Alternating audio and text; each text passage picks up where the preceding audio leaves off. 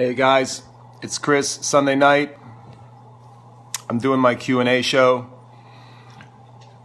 Sunday night, live with Chris, Q&A, tennis Q&A. Let me know if you have some tennis questions. I've been teaching all day today. It's been a long day. I'm sure some of you, if you are coaches, you probably know what the weekends are like, but I've been working straight all day today since the early morning on the court, and now I'm back home and I'm excited to talk some tennis.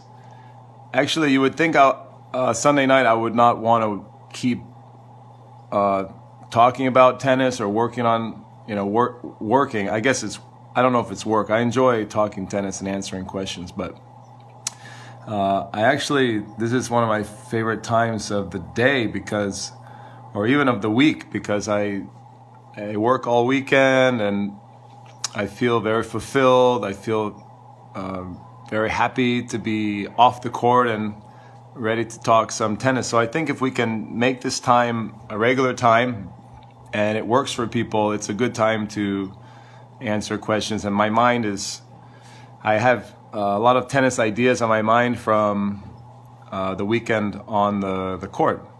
So my kids are still up. Why are my kids up at 9:30 at night? You want to say hi? You want to be on the show? Get in here. That's my son Isaiah. Did you want to tell everyone what happened to you this weekend? Isaiah won a big race. He won a mile race in Hoboken. He's a runner. He's a good runner. And I think we might have some more visitors from my family. But thank you all for watching. I see some friends already signed on. That's pretty cool.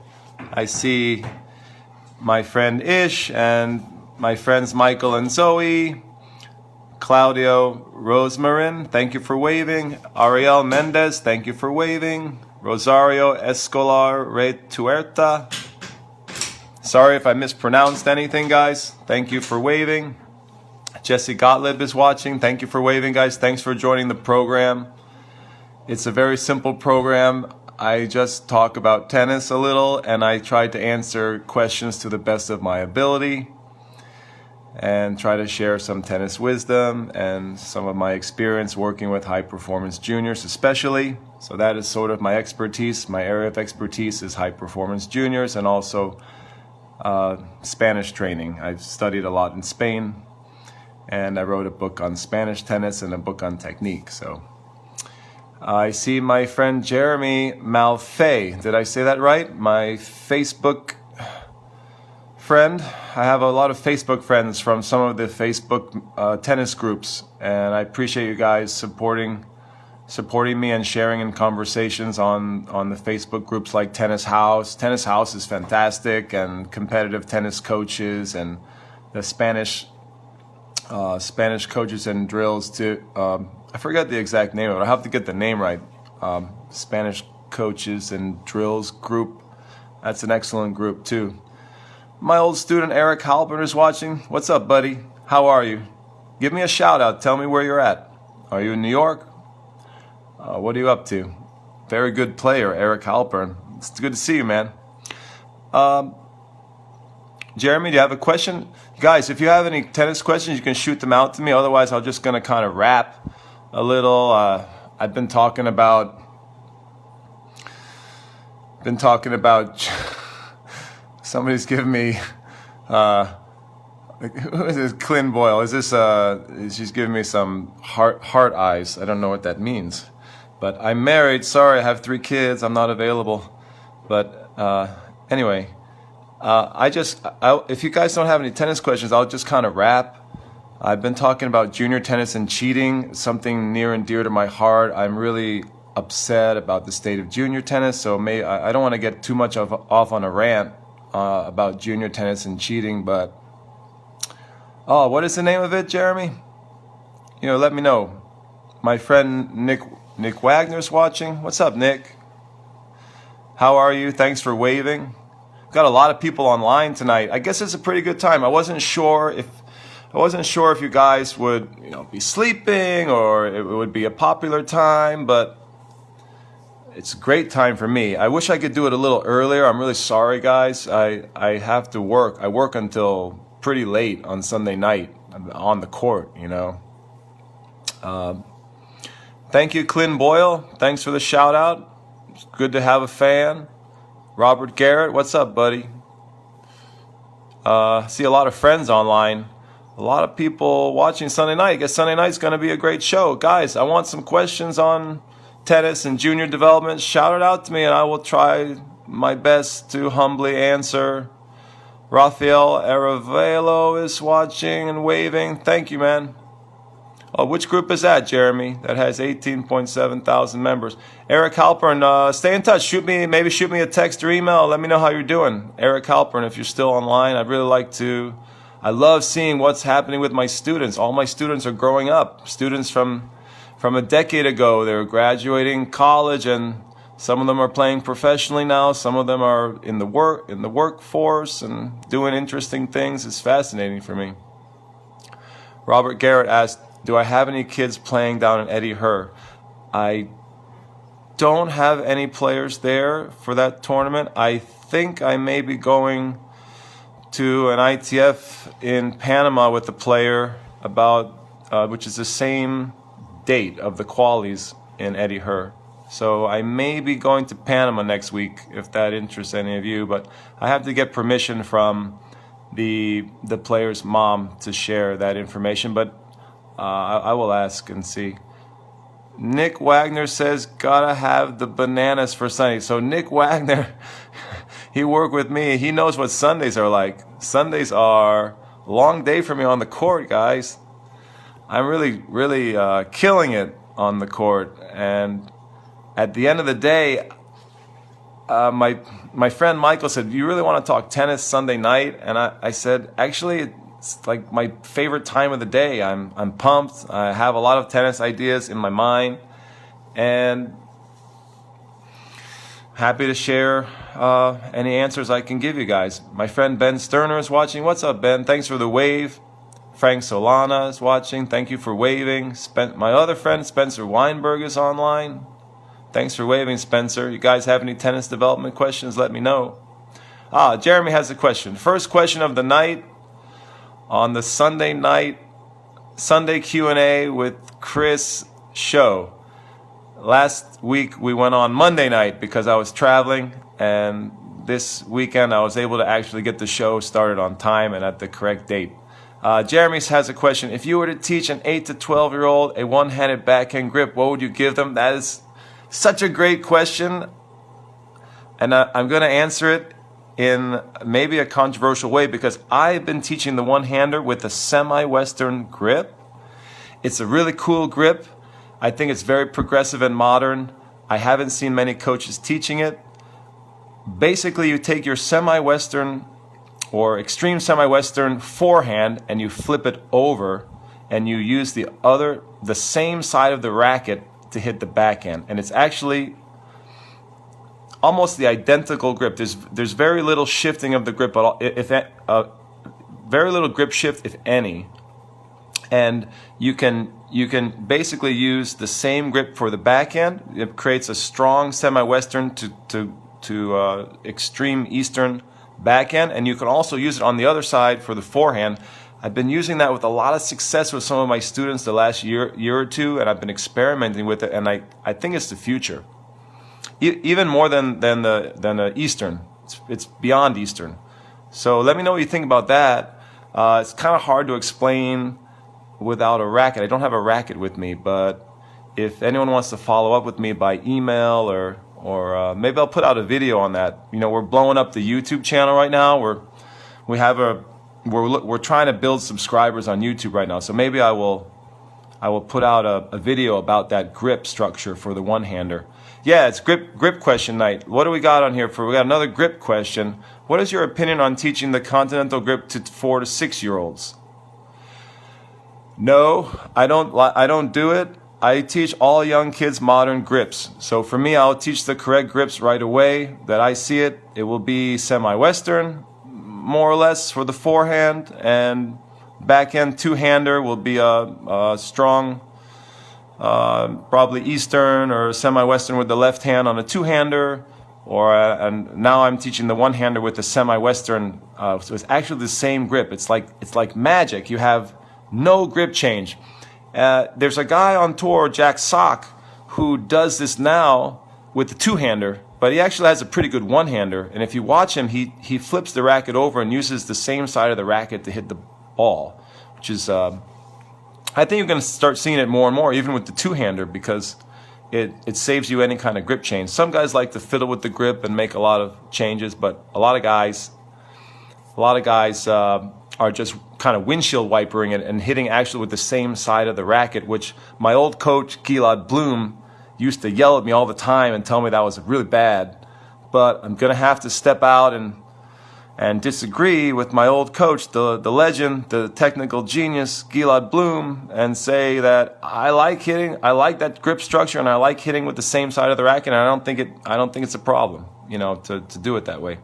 Yeah, so Jeremy's saying, wow, strong grip, so the index knuckle on bevel 8, Guga used to use that. Yeah, that's kind of what I'm talking about. A bevel 8, you'll have to remind me, bevel 8, am I going to fail my USPTA exam? I think I might. Bevel 8, I mean almost towards bevel 7, I think.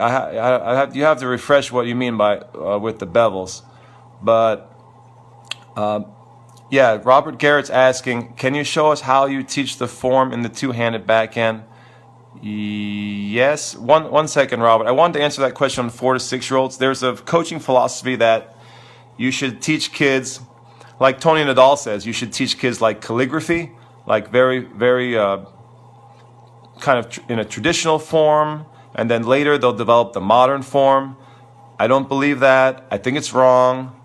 I think we should teach kids modern right away, and we shouldn't start them with very traditional grips and swing shapes.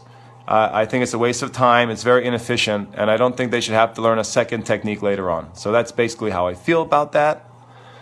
And I don't agree with Tony Nadal, who says that he's teaching the kids very, very, very old-fashioned technique, the young ones. And I would teach them modern right away. The other common grip question you get is, should you start kids like with an Eastern forehand because they're probably going to slide over to a semi-Western, which a lot of top coaches think you should do it that way, and it's a pretty good advice, but I don't really think that's efficient either. I would teach the correct grip right away, like semi-Western, extreme semi-Western, and I'll just monitor it. I'll monitor the kid really closely, and if it starts to slide, I'll just fix it. Like people talk like it's the end of the world if the grip slides. Like, you just fix it. It might take, you might have to take a little time and rework the grip, but I'm basically arguing for teaching kids one way initially to save time, rather than teaching them 2 techniques or 2 ways and then sort of try to upgrade it later.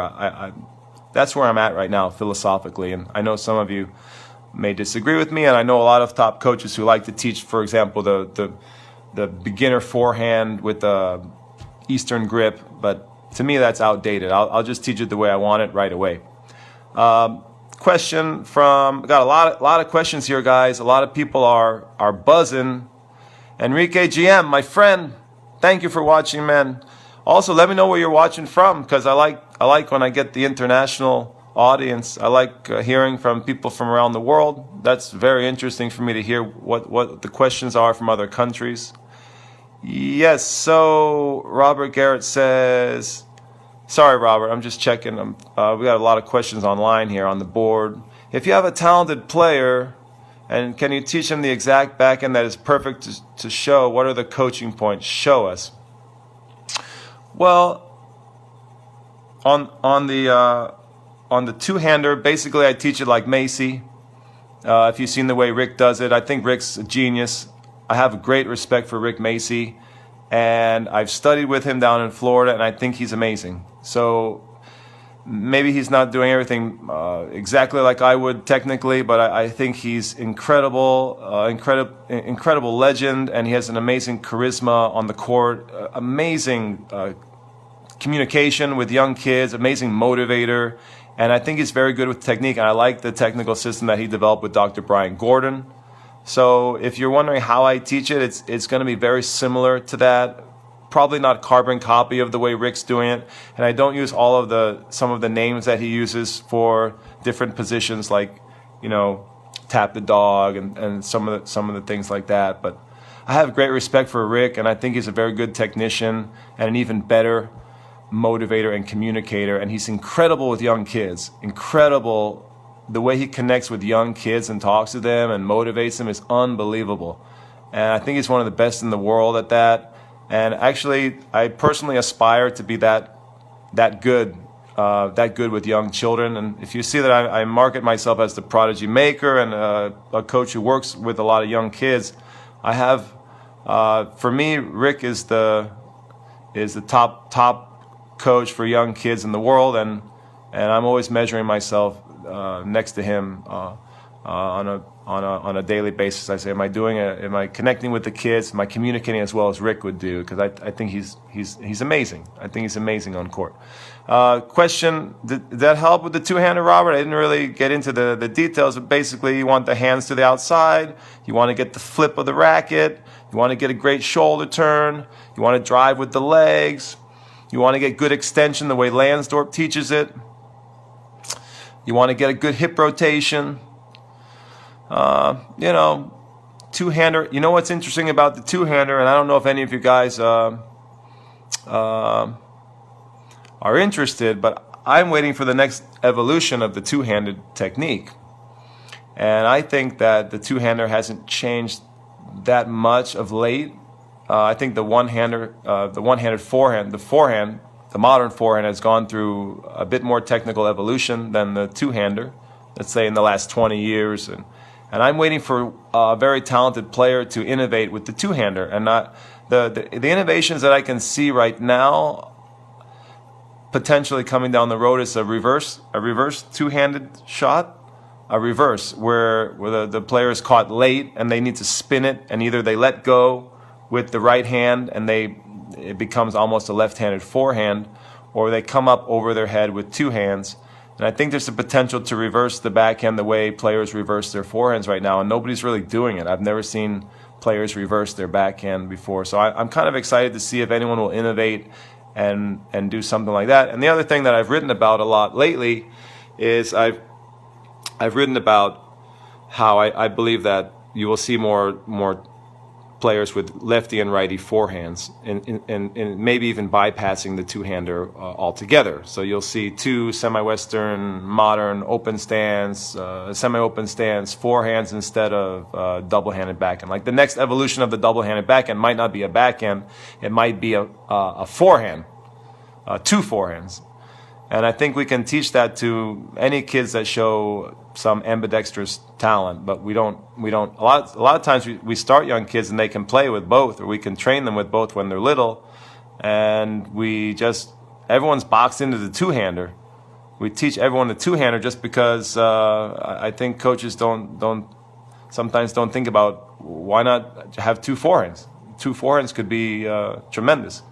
So I know, maybe I'll create some controversy, stir it up a little bit, and throw that out there. But I want to do it with one of my players. I haven't done it yet, so I still teach the two-hander just the way you see it on tour. But I really want to try it with someone, with a talented kid and a parent who's on board. I want to try the two forehands, and I maybe want to experiment with reversing the two-hander.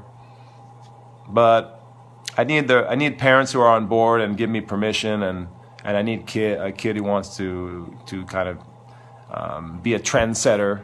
You know, some kids aren't comfortable doing something innovative like that. But yeah, another question from Michael.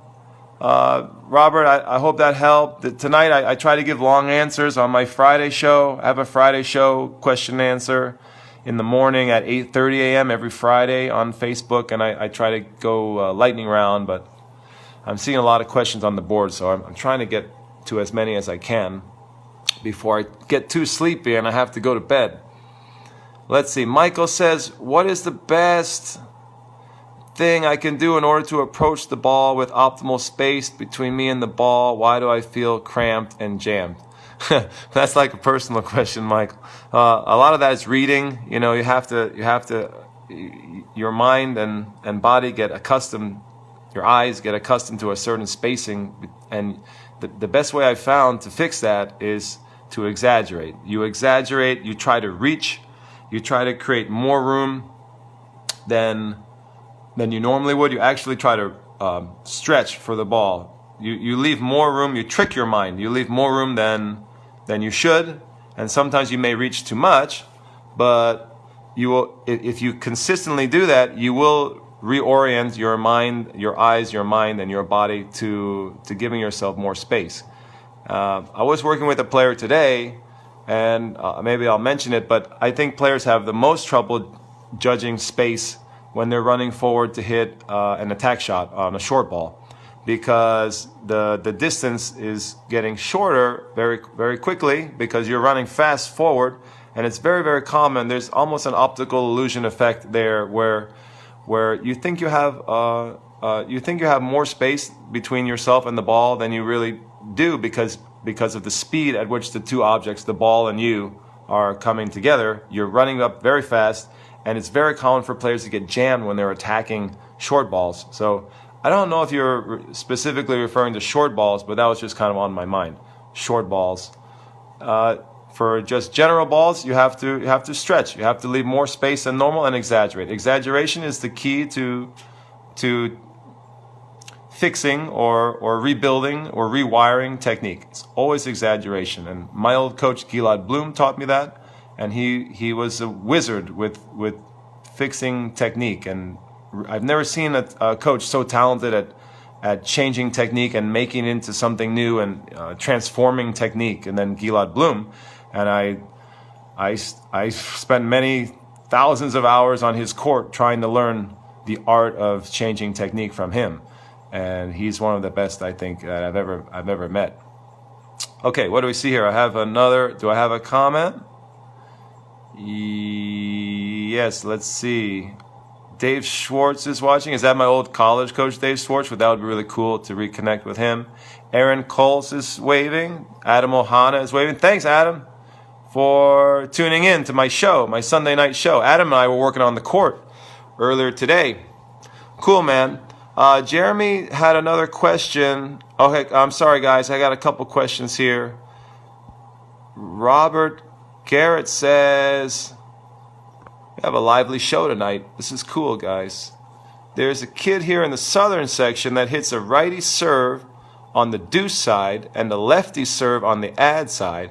He also hits 2 forehands. His dad is his coach and taught him. Okay, guys, I'm really big on this. I believe it's a future trend.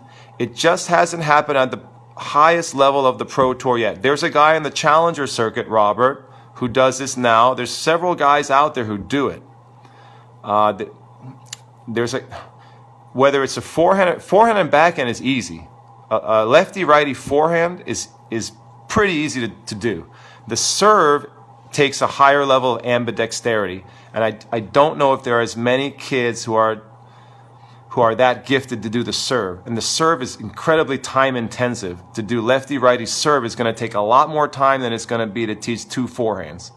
But I really believe this is a trend coming, and it's potentially the next evolution of the two-handed backhand, because I don't know where else the two-handed backhand is going to evolve to. It's pretty much, it is what it is. It still kind of looks like the two-handed backhand, not like Connor's, like it's not stiff like Connor's, but the basic swing is low to high, follow through to the shoulder more or less. And I'm waiting for someone to innovate that two-hander. And I just think people may just hit 2 forehands instead. It's not that hard to teach that when you have a decent level of ambidexterity in a young kid. It's not that hard to do it. If he serves lefty-righty, if you can serve the same speed lefty-righty like the way Luke Jensen did it, it's very rare. And the level of ambidexterity is very, very high. And I don't know that there's a large percentage of the population that can do that. And to train it takes a lot of time. So that's going to be part of the calculus. How much time do you want to spend, and is it taking away time from other stuff? All the time you're spending trying to teach the kid a lefty serve, there's an opportunity cost. You might be losing out on something else. So that's sort of a big factor there. with the ambidextrous players. I call them ambi players. I expect to see a lot more ambi players, and I've written about this. I really do. Let's see. There were some other questions here. Jeremy says, what do you feel are the fundamentals to the slice backhand technique, and what are the most common technical issues that you see with the slice? Yeah, you know what I'm going to have to do with some of these technical questions? I'm going to have to set up this camera, so maybe I'll show you guys with the racket, or what I can also do is answer with some videos and post them on our YouTube channel, where I can get out there and show you with the racket as well. But to give you the best explanation, because some of these explanations are easier to show than to explain, but I will describe it the best I can. With slice backhand, you know, I believe in wrapping it around the neck for acceleration. A lot of kids have a stiff arm. They have a stiff, straight arm. And if you bend your elbow and wrap the slice around your neck the way Roger does it and a lot of the other top guys, you can get a lot more acceleration on it. So a lot of kids keep a stiff, straight arm like an arm bar, and that's not going to produce the highest RPMs that you want to get. You know, the really special slices on tour, they have tremendous RPM, like Dolgopolov, like Federer, and they have a tremendous wind-up. And it makes the stroke more complicated, but it can give you that extra bite. That, you know, when you see a slice that's more of a straight arm slice, it doesn't bite the same way that a bent arm slice does. And then, you know, there are other things like the contact point is big, and a lot of players don't turn their shoulders enough in the preparation.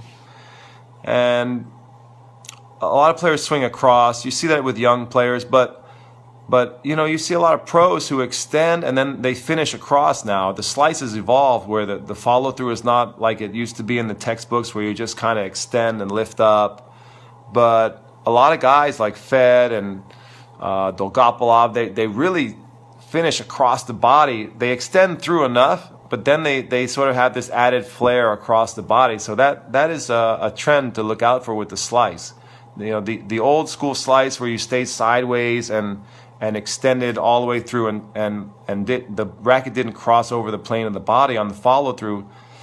You see a lot of players on tour breaking that old mold. So that's something to kind of keep an eye on with the slice. Let me see what else I got here. Let's see. Jeremy says, I believe players get too close to the ball because they prepare with their elbows and hands too close to their body. On the slice, yeah, the hands and elbows should be away. Absolutely. I see that a lot. Yeah, the preparation should, the hands and elbows should not be close to the body. They should be forced outward in the slice structure. Very good. Robert says the ambidextrous player in Southern is 12 years old, top 20 nationally. Man, I really want to see that kid, but that's not enough. We need someone with Grand Slam talent. Just one player, like a Rafa, a Fed, who when they're growing up, they go ambi. Like Luke, it could have been Luke. It could have been Luke Jensen, but he was so talented. You know, I think he was the #1 junior in the world. Amazing talent, incredible. I played a doubles exhibition with him once. Incredible talent, probably big time underachiever. Like probably should have been a Grand Slam singles winner, but for whatever reason didn't happen. He got one in doubles.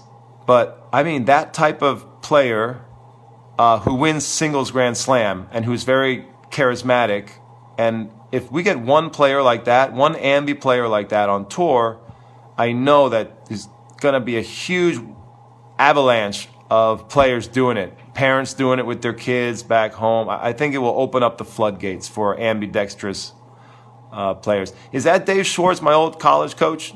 Are you giving me a thumbs up? That's cool, man. Got any tennis questions? Let me know where you're at. Are you in? Last I heard from you, you were up in Vermont. Is that true, or are you back in New York, or where are you? I'd like to catch up. That'd be cool. All right, let's see what else we got here. Ben Sterner says, sounds like Luke Jensen who does this. Luke Jensen is the only guy, very top-level guy, who could serve that I know of same speed ambidextrously. So lefty and righty, he could clock out close to 130, which when you think about it biomechanically or physiologically is incredible that the muscular and the musculoskeletal system could produce the same amount of force on both sides. And basically he served like the mirror image on both sides. So I think it's extremely rare. Much more common to be able to do two forehands. Lefty forehand and a righty forehand. Much more common in terms of the level of ambidexterity required. And I think many, many more kids could do that. The ambi serving, I'm not sure about that one. If that will become prevalent, just because of the high degree of difficulty and the time that it's going to take to do it. I see my friend Jylon is on. That is not a tennis question, Jylon. How can I change a bad day into a good day? Well, if you're having a bad day, you should go play some tennis. That's what I recommend, because whenever you play tennis, as an old student of mine used to say, it's a good day when you get to play some tennis, as long as you're not injured. So I would say go play some tennis. The kid that I'm referring to is very good, top 20 nationally. Okay, that's amazing. Can somebody send me his video or can put me in touch with his dad? Because I want to hear the whole story. Like seriously, Robert, I want to get in touch with that kid's dad and find out what the story is, what the philosophy is, what the game plan is for that kid. Can we get that kid a Grand Slam? Because he's going to open the floodgates for everyone else. Yeah, that's pretty good if he's got a 9 UTR and he's already top 20 nationally in the 12s. That's pretty sweet. Let's see, what else? Who we got here? Identical lefty-righty on this player. My friend Pablo's watching. What's up, man? Thanks for tuning in. Henry So is watching. Thank you for waving. Raj Lama is watching. Thank you for waving, guys. We got a busy night here. It's a good night for tennis. It is my Q&A Sunday night show every Sunday night at 9:30. I am getting off the tennis court and I'm getting on my Facebook live feed and answering as many tennis questions as I can until I get too sleepy and have to go to bed. Paolo Melgarejo is watching. Sorry about the pronunciation. Yeah, Robert wants me to set up a tripod. I want to do it. We're getting all that stuff because we're doing a lot more digital stuff now. We have a new digital school that we're starting with online courses for coaches, parents, and players. We have our YouTube channel is blowing up. We're going to be building out our YouTube channel with lots of free videos and stuff like that. So stay tuned for that. Lori Takao is watching. Thank you for waving. Tim Treat is watching. Thank you. Sammy Madison is watching. I think that's my cousin. Thank you so much for watching. Appreciate it. It's my Sunday night show. I'm answering any kind of tennis questions. I can answer your life questions, but I don't know if that's my area of expertise. I'm better with tennis. No. All right, let's see what we got. We have a lot of friends watching. Very cool. Davor the Karis is watching. What's up, Davor? Did I say your name right? You're my Facebook friend.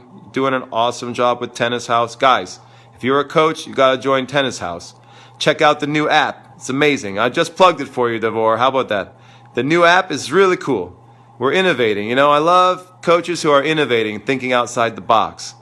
My old friend Arcady, Avery's dad. What's up, Arcady? How are you? Thank you for waving. Dave Schwartz says, Claremont Mud Scripts. You're in California. Dave, can you send me an email, chris@chrislewit.com, and just send me your contact info. I want to catch up with you offline. Have some good memories, man. Good memories. Send me your email. Send me your info. My email is chris@chrislewit.com, and my number is 914-462-2912. 914-462-2912. That goes for anyone who wants to get in touch with me.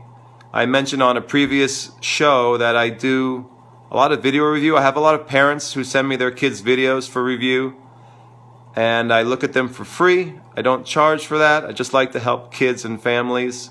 I've been doing that for years. So if you have a video, you need some help, technical advice, shoot it out to me. especially if the kid's talented. I'm looking for prodigies. We're looking for the next number one. Looking for the next number one in the U.S., number one in the world, trying to get the next American champion. Maybe I'm veering into my other show, which is the Prodigy Maker reality show. But I'm looking for champions. Shoot me the videos, guys, and I'll check it out. Especially if you got a talented prodigy. Gordon Paul, what's your plan or idea for cheating in matches? Right, I've been on that. All right, Robert says do it live so I can so people can ask live questions. All right, I'm gonna work with my business manager on that, Robert. Try to get the tripod set up and answer the technique questions live. It's kind of like what Ian does at Essential Tennis, but he does it on the court. I'm gonna need a film crew for that.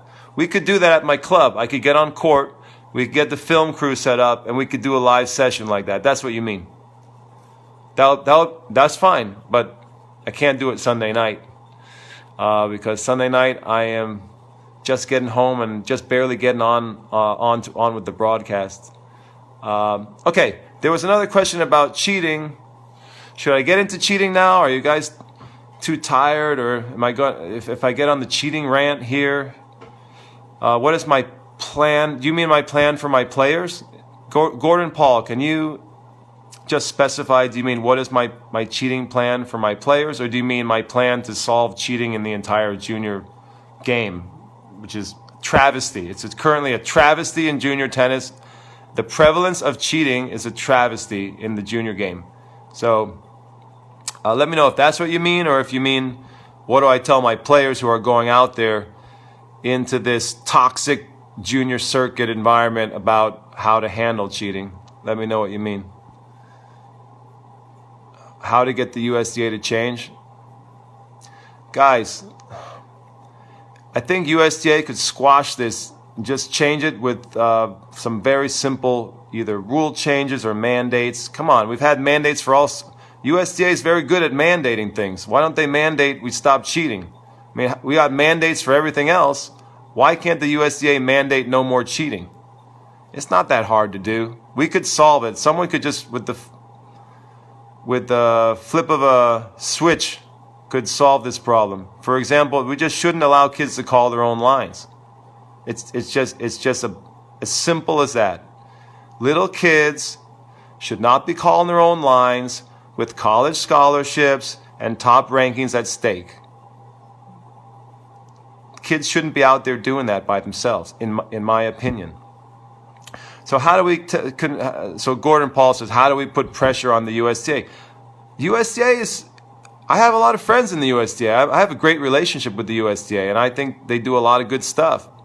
But this is one situation where USDA has completely dropped the ball, and I think it's inexcusable the way junior tennis is, the way we don't condone it, but the way we allow it to go on.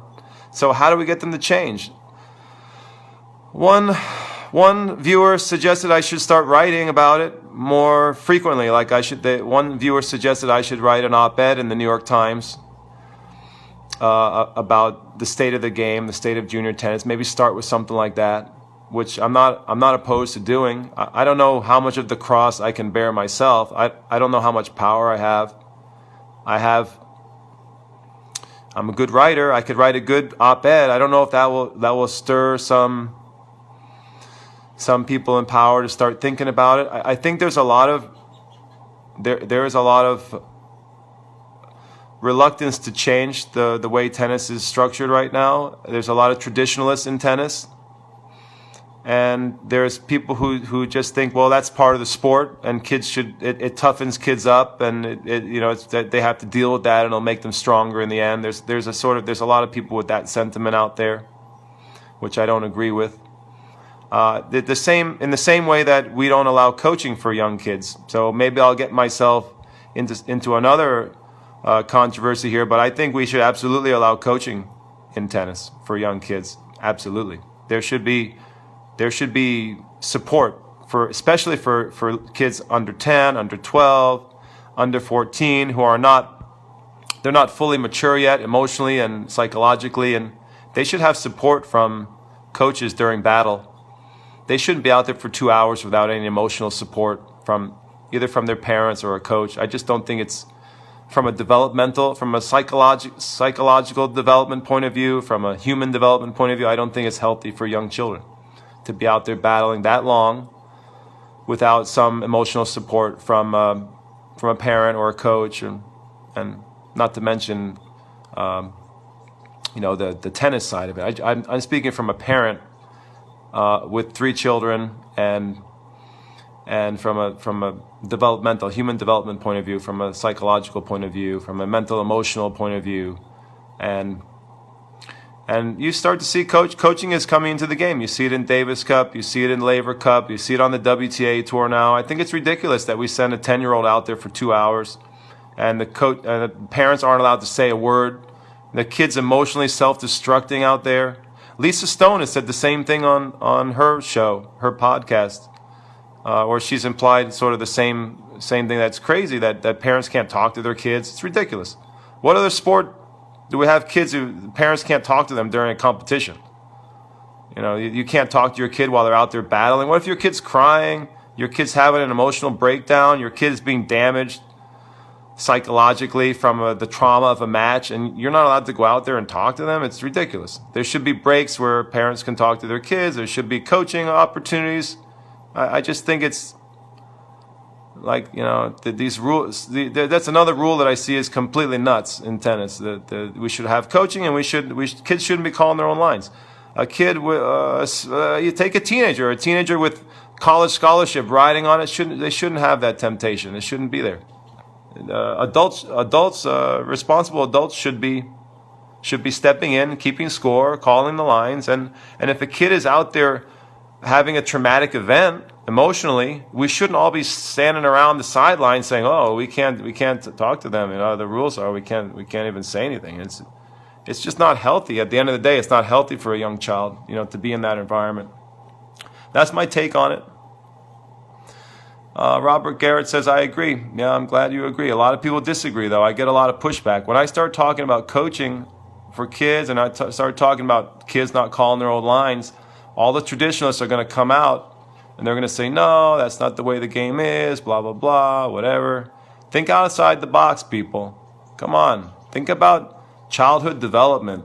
Think about the emotional and mental capacity of a 10-year-old or an 11-year-old. You're putting them into the heat of battle. Tennis is already one of the most cutthroat sports because there's no teammates. You're out there all by yourself. It's already tough enough. But then to say that there can be no coaches or no parental involvement, I think is absolutely ludicrous, and it's not healthy. So people who say, well, it takes away from the toughness aspect of tennis. Tennis is tough enough. It is tough enough as it is. We don't need to make it that much more cutthroat. We don't have to up it that much, in my opinion. Tell me that I do a lot of boxing. I do a lot of MMA. And don't tell me those guys aren't tough. You get boxers go to see their coach every couple minutes after a round. Don't tell me those guys aren't tough. Give me a break. Don't tell me that you allow coaching. It makes the kids are going to get soft or whatever. Let's see. Garrett and Robert says on the Payers and Players podcast, which is a great podcast, guys, by the way, if you have a chance to check Payers and Players, a relatively new podcast, and it's fantastic, covering junior development, junior tennis, one of my favorite topics. Yeah, I'm glad you guys agree. Cheating should just be stopped. I'm tired of talking about it. Everyone talks about cheating like our hands are tied, like it's some sort of it's like trying to come up with a cure for cancer or something. I mean, come on, guys. Cheating could be stopped tomorrow. If USDA wanted to, they could stop it. They could mandate and change the rule. They could stop it tomorrow. It could be stopped. People talk about cheating like in one of the Facebook groups today, we were talking about cheating, and one commentator said, well, as long as there are human beings, there will always be cheating in tennis. And I said, no, that's not true at all. We don't have to accept that there has to be cheating ad infinitum in tennis for kids for eternity. It's insane. That's insane that responsible adults and governing bodies can't come together and just put a stop to cheating tomorrow. We could do it.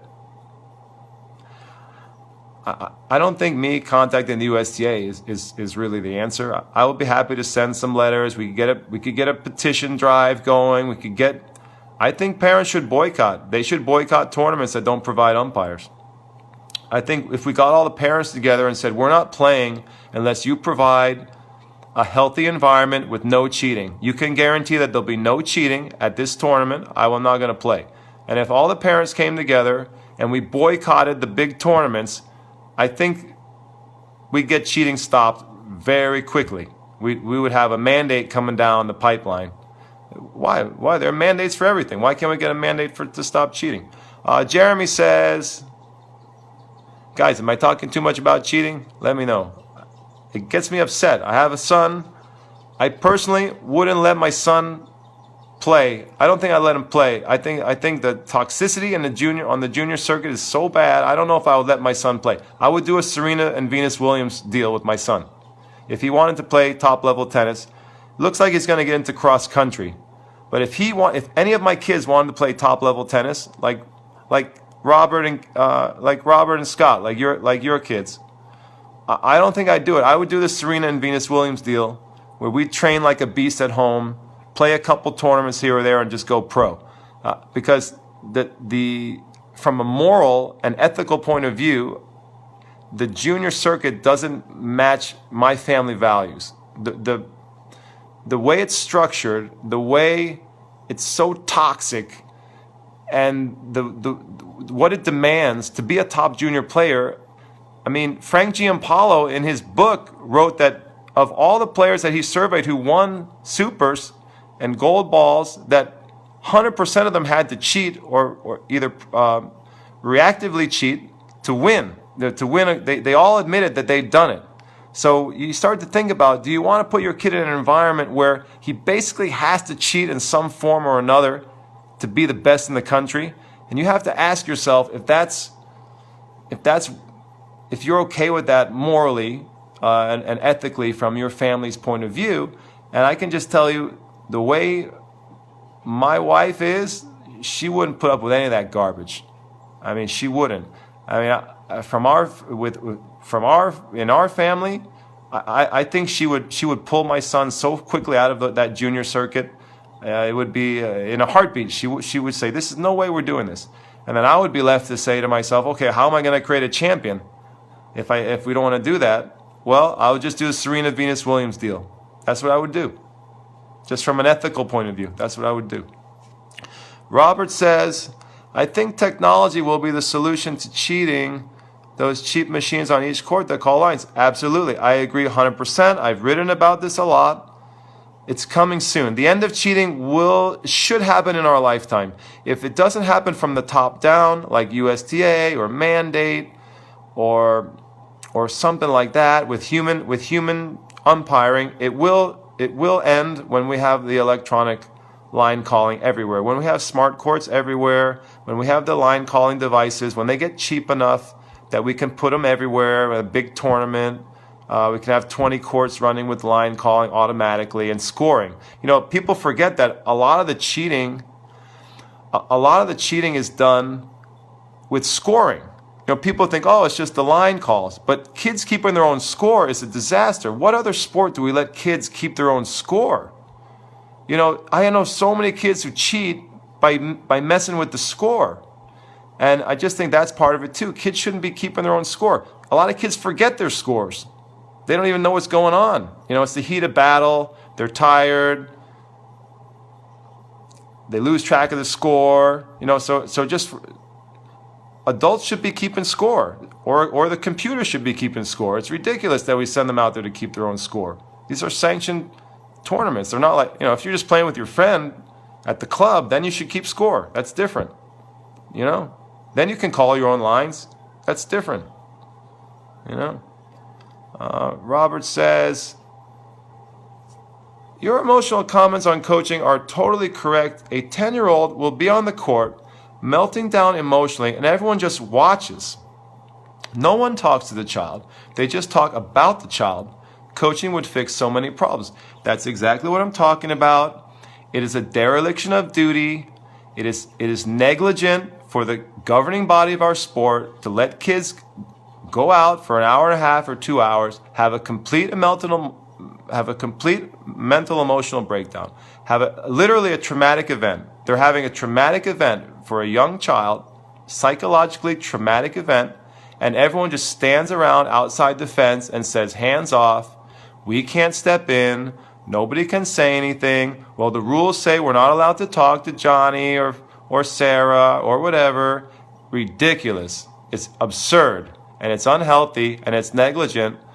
And I would just walk on the court and grab my son and say, "Hey, we're leaving." You know, I don't care what the USDA rules are. If my son is out there struggling emotionally, he's going through a traumatic moment, I'm going out to talk to him, and that should be allowed with the rules. It should be allowed. You should be able to take a break, take a time out, talk to your dad, take a time out, talk to your coach, talk to your mom. You know, we need to provide some support for these young kids. These are little kids out there. They're not fully grown adults with fully developed mental and emotional capabilities. You know, and the rules don't reflect. They don't take into account that. Ariel Ferrari is watching. Thanks for the wave. Adrian Filippini, thanks for the wave. We're having a great show. I'm sort of buzzing. I'm pumped, guys. I'm pumped. I shouldn't be pumped because I've been teaching. I think I taught a long day since the early hours, probably over 12 hours today. But I'm pumped because having a great show. Got dozens and dozens of people watching. Great questions. I'm really enjoying. I enjoy. You know what I was thinking about the show? I enjoy the intellectual challenge. People challenge. They ask me. I don't know what people are going to throw at me. I enjoy the thought process. I have to put. You guys challenge me to think about how I want to formulate my thoughts and my views.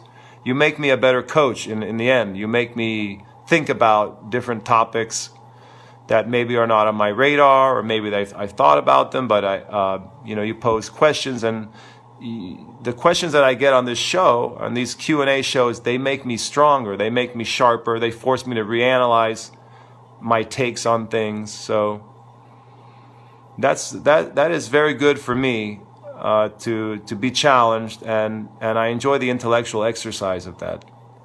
So thank you for sharing and sharing your opinions, and even if you disagree with me, I can handle that. I realized that as soon as I wanted to get into online coaching and the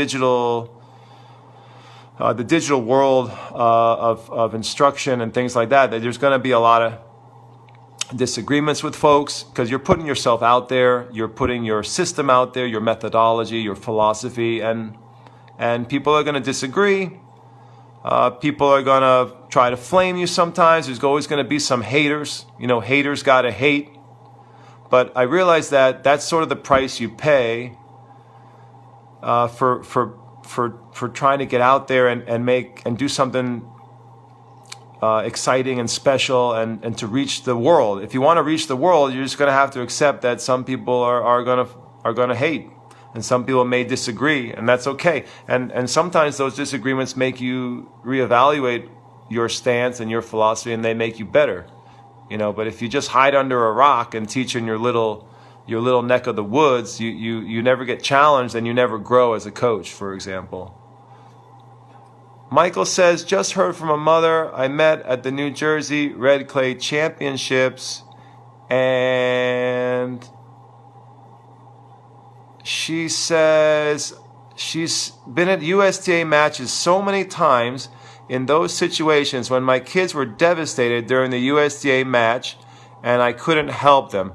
That's what I'm talking about. Trust your parental instincts. What do your instincts say as a parent? Is that healthy for your kid? Is that a healthy setup, the way the tournaments are structured, where there is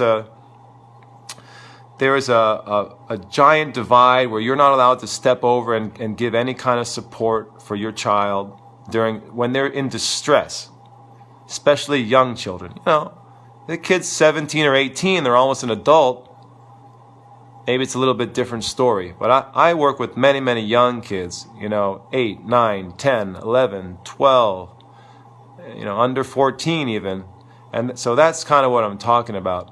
But this mom corroborates what we were talking about, that this is very common on the junior circuit where the parents are shut out and they're not allowed to provide any kind of support for the child. And I think it's wrong. I don't know any other sport. It's a turnoff for parents who are in tennis. What other sport does that? Tell me, guys, what other sport? You enroll your kid in basketball if they're having an emotional breakdown? Can you go talk to them? Give them a pat on the back? Tell them it's going to be all right? Tell them to get it together and get back in there? Are you allowed to do that in basketball? Are you allowed to do that in baseball? Are you allowed to do that in football? Are you allowed to do that in any sport every sport that I can think of? You're allowed to provide emotional support for your child. But apparently in tennis, the tennis child is supposed to be that tough.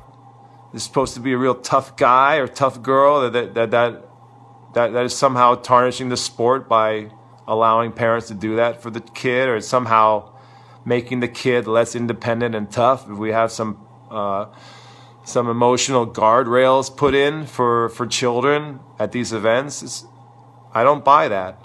I don't buy that. Like I said, boxers are super tough. I train with boxers all the time. They have coaching all the time. That doesn't make you less tough. Ridiculous. Don't buy it. I had one commentator on YouTube tonight, earlier today, and he said, well, try running a big junior tournament and then you'll understand why we can't stop cheating, why we can't provide umpires for every court. Come on, people. Are you serious? You're going to tell me? I don't want to hear the list of excuses why we can't stop cheating. I know for a fact we could stop cheating tomorrow. Robert liked the idea of the boycott. I think that's maybe my best idea so far, is parents should get together and boycott. And maybe that's something I'll work on. I don't know. I got a lot of balls that I'm juggling right now. I really do want to change the game in terms of cheating, vis-a-vis cheating. What do you think about a boycott, guys? Ashton Leigh Hartley is waving. Thank you so much. Munjunath Ravi. Thank you so much for watching. I really appreciate it. It's my show. See what time it is. Oh, I've been live for an hour.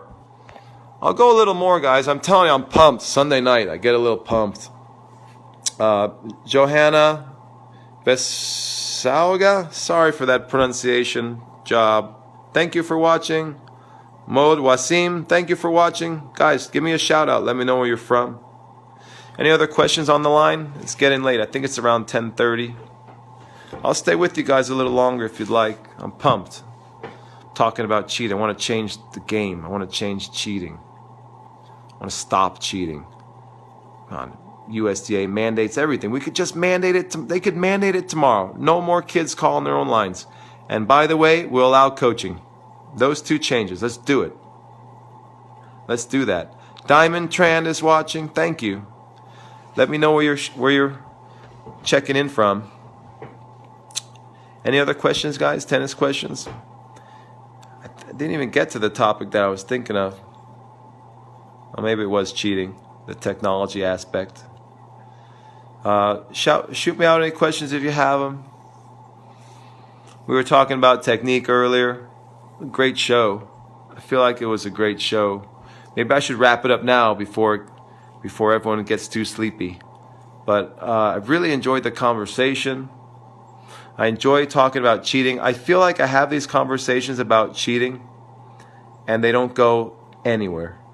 I've seen other coaches have these conversations about cheating and nothing changes. And I'm getting kind of tired of that. I've been in this game for a while now. I'm a parent with young children, and people have to take a step back. Don't be inflamed.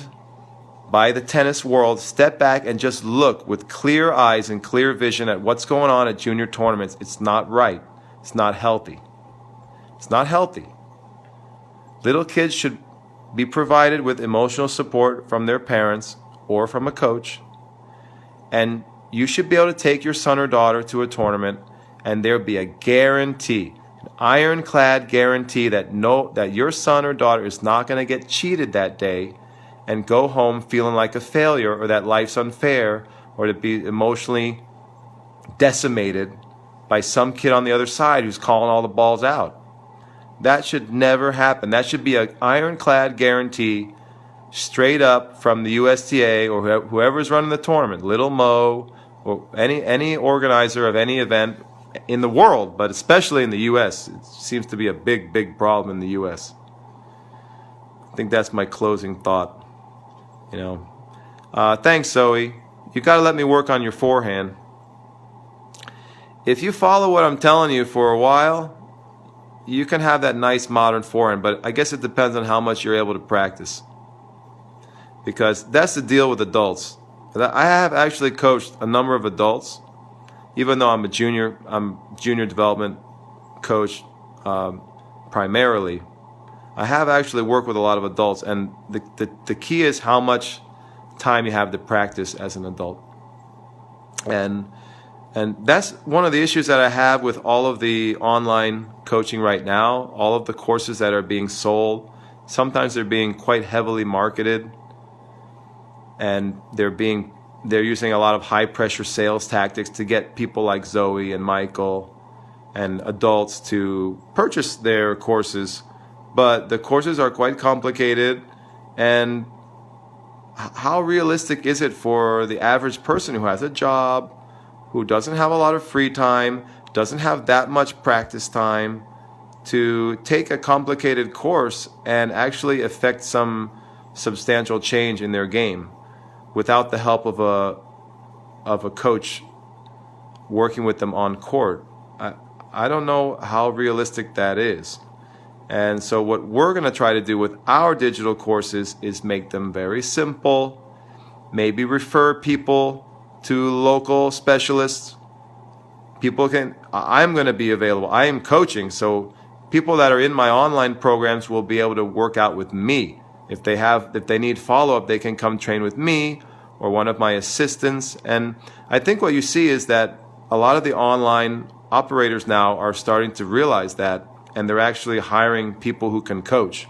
And whereas people who are taking the courses are saying, well, we need some follow-up, or we'd like to see you in person to see if we're doing this right. And they need to cater to that demand. I think you're starting to see that in the online space. A lot of them are becoming hybrid teaching organizations where they're doing a lot of stuff online, but they also offer a brick and mortar operation where they can work with players in person, because a lot of players need that. And the typical adult, I think, needs that even more because they have very limited time, and it's not realistic that they're going to just coach themselves with some technical change. They can't see themselves. They can't toss balls to themselves. It's not easy. You can use a ball machine and you can get fairly far working with yourself, but at some point you probably need some corroboration. You need some connection with a specialist, somebody live who can make sure you're doing what you're doing. You're making that progress. So I think that's where a lot of the online providers are sort of missing the mark, and some of them are trying to adapt now and offer that.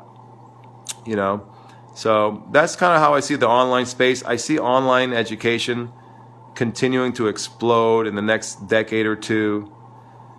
I see more and more sports education going online. I see the future where pretty much every serious coach is going to have an online digital coaching operation. So I see that as being the future, where there'll be a merger between brick and mortar coaching and digital coaching. So it's not just, in the future, it won't just be one coach teaching in a club or at a place. Most coaches will have a hybrid operation. They'll be going digital, and there'll be some sort of interplay between them both. That's the way the future is going to go. I see my old coach and friend Gilad is watching. What's up, Gilad? Thanks for the wave. I was just talking about you earlier, and I mentioned that you're the genius with technique, and that you were the biggest influence on my coaching when I was young, when I was just learning, and I really owe such a debt of gratitude to you, and I'll never forget that. You know, all of the time that we spent on the court, and all of the help you gave me as a player, that was important. But the real gift that you gave me was that I learned how to coach from you, and I learned how to build and rebuild technique from you. And that was maybe the greatest gift that I ever got. And that wasn't what I initially signed up for, but I've always been very, very grateful for that. And you should know that if you're catching this video, if you hear that. Hopefully you caught that message. I'm very sincere about that. And I always give you credit for the great influence you had on me when I was a younger coach and as a player, of course. But you guys have any other tennis questions? Zoe, I'm glad you're excited about learning that new forehand. Like I said, I said I don't know if you have time to learn it. There has to be time for adults to learn this stuff. So that's even with me as a serious coach with you on the court, and I'm your neighbor, and I can work with you hands-on. I'm not sure if you could learn that, but you see all these courses online, and they're going to tell you can learn that on your own. Which is that really realistic for the average adult player? I don't know. That's a tough sell. Especially concerning the time commitment. I see Faisal Hassan is watching. What's up, Faisal? You're a great coach. I enjoy your videos. Gilad, thanks for the kind words back.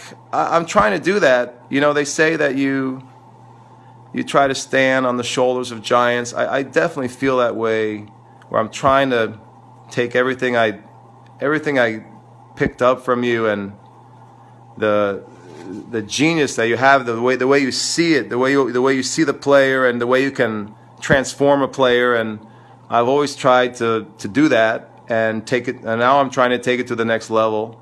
So yeah, that's the deal. And like I was saying before, the next level is going to be it's digital, it's online, man. That's where the future's going. And it'll be a hybrid. People are never going to leave. You're still going to need personal coaching, but more and more of the high performance coaches and the best coaches in the world, the best academies in the world, are all going to be going digital, with some sort of digital operation combined with brick and mortar coaching, because they have to, because they're not going to give up their market share to the online operators. They're not going to do it. They're going to compete. Brick and mortar clubs and coaches and academies, they're going to compete with the online coaches. So, and the online coaches are going to be offering more and more personal coaching, because people need it. People can't just learn most people can't learn on their own, just from a video. That's not realistic, especially for someone who's got a job, got kids, doesn't have a lot of time. They need that extra pair of eyes, and they need that hands-on help. So I just see everything's going hybrid for the future. Were there any other tennis questions, guys? I guess I got a little off talking about digital coaching and things like that. If there are not any other tennis questions, technique or that kind of thing, I think I will need to maybe go sleepy time. It's been a long day. If you're a coach, you know what the weekends are like. They are a grind, but they're rewarding. You have some tough lessons, and you have some lessons that you love. So not every lesson is easy, but you get through that weekend, and hopefully you got some downtime coming for the week. I'm looking forward to this week, spending some time with the kids and family. We're going to Vermont. I won't be teaching for a few days, which will be nice. I'll be sort of on vacation and just trying to spend time with my kids and my wife. And Vermont's one of our favorite places, so we'll be going up to the mountains. If there's no more tennis questions, I think I will sign off. Guys, if you could please subscribe to our YouTube channel. We're trying to blow that up. Right now, we're building up followers and subscribers, and we're moving into the online space. So please go to our YouTube channel. Just search Chris Lewit, and if you could subscribe, I'd really appreciate it. And if you like the show, click the like button and share with your friends. We're going to do the show every Sunday night at 9:30.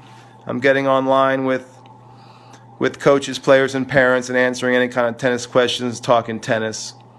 We also have a show on Friday morning, 8:30 a.m. That's my morning show. That's a Q&A as well. So that's also on Facebook Live. You can catch my morning show on Fridays, 8:30 a.m. You can catch me Sunday nights at 9:30, which is a Sunday night question and answer show. And then we have a weekly reality show that's following me around with my coaching in my life. It's called Prodigy Maker, and that is a YouTube show only. And we try to premiere a new show every week with my life, my work, and my career as I try to build the next American champion player. That's sort of the thesis of the show. And what can I say? We'll try to do it. You know, we'll try to get the next American champion coming up. I got a few kids who I like right now. One kid in particular who I think could do it. So we'll just, the camera's going to follow me around. We're going to do my life, my work, and see where it leads. But it should be fun. And also in that show, we get on court a lot. We get on court sharing how I work with kids in lessons and groups and things like that. So have a good night, everyone. It was a great show, like a lot of activity on the show. I'm very happy. I wasn't sure if anyone would stay up late with me, but it's really cool to have the audience support and to have all of the participation. And I will wrap it up and say I will see you guys on the next show. Have a great week. Enjoy the holiday. Spend time with family. Don't forget about family. Family is the most important thing in the world. More important than developing the next great American champion. More important than that extra lesson. Spend time with family. All right, God bless. Have a good night.